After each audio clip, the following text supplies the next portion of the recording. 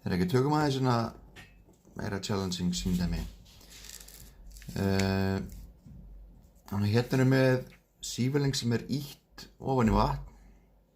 Þannig að sífellingur myndið að fljóta en við ætlum að halda honum ofan í vatn, þannig að við ýtum ofan í vatnið.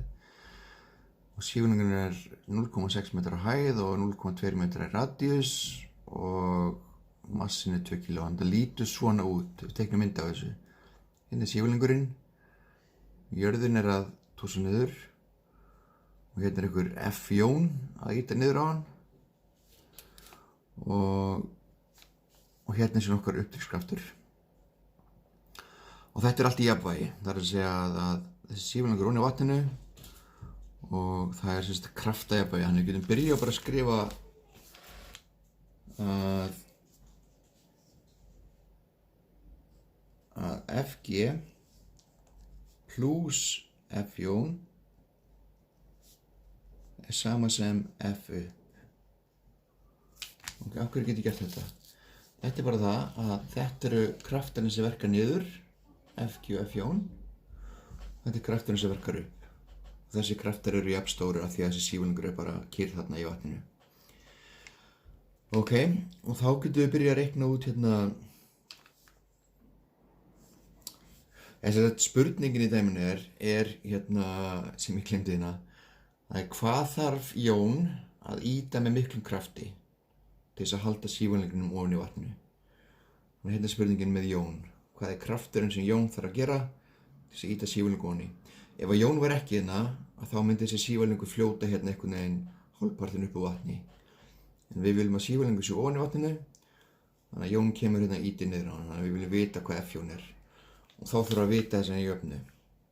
Og við ætlum að leysa þessi henni jöfnu, og þá verðum við að vita hvað Fg er, og við verðum að vita hvað F upp er. Þannig að byrjum bara að reikna hérna út Fg. Fg er bara m sinni g, sem er 2 sinnum 9,8 sem er þá 90,6 newton. Ok. F upp, það er massi,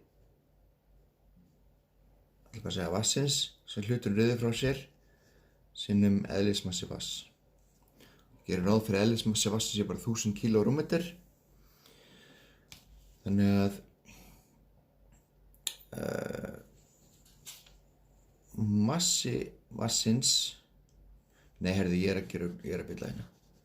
Þetta var að sinnum G. Massi vassins sinnum G. Ok. Massi vassins, þegar ég ætla að finna massa vassins, þá er það rúmmálið sinnum eðlismassi vassins. Ok. Þannig að ég er komin hérna þá að finna rúmmálið á þessu sífelling. Og rúmmálið sífelling, það er sem sagt botnsflatarmálið. Flatarmálið á sem sagt þessum botnsferli, þessum hringnum hérna neðst niðri, sinnum hæð sífellingsins. Þannig að flatarmálið, botnsflatarmálið, það er bara pi r í öðru, sem kemur þetta h hérna. Þannig eins ég gerði hérna að ég breytti I úr í pi r öðru, þetta er flatarmálið. Þá getur ég sett inn r-ið er 0,2, hæðin er 0,6, ups, ég er að glemma öðruveldinu. Og þá fæ ég eitthvað hérna út úr þessu, þetta verður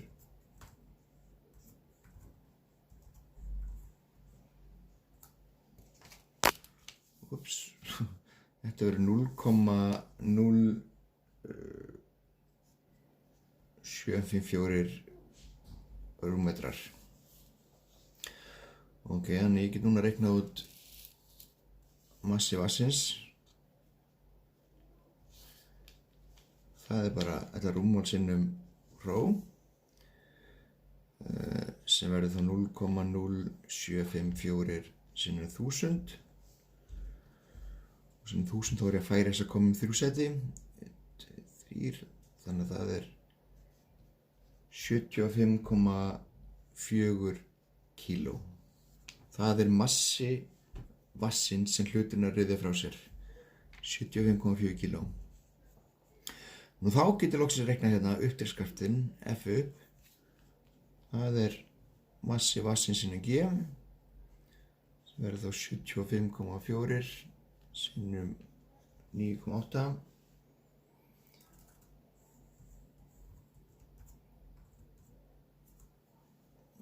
og þetta verður sama á 739 Newton. Og þá getum við séð að þyngdarkrafturinn aðeins 19,6 Newton. Uppdrifskrafturinn 739 Newton, svolítið mikill. Þannig að Jón þarf að ýta með svolítið miklum krafti. Þannig að við tökum þessi jöfnu, setjum hún til hliðar, setjum inn fyrir FG, það 19,6 pluss F-jón, þetta sama sem F upp sem 739 og þá fóði F-jón 739 mínus 19,6 og þetta eitthvað sem ég get ekki reiknað í honum.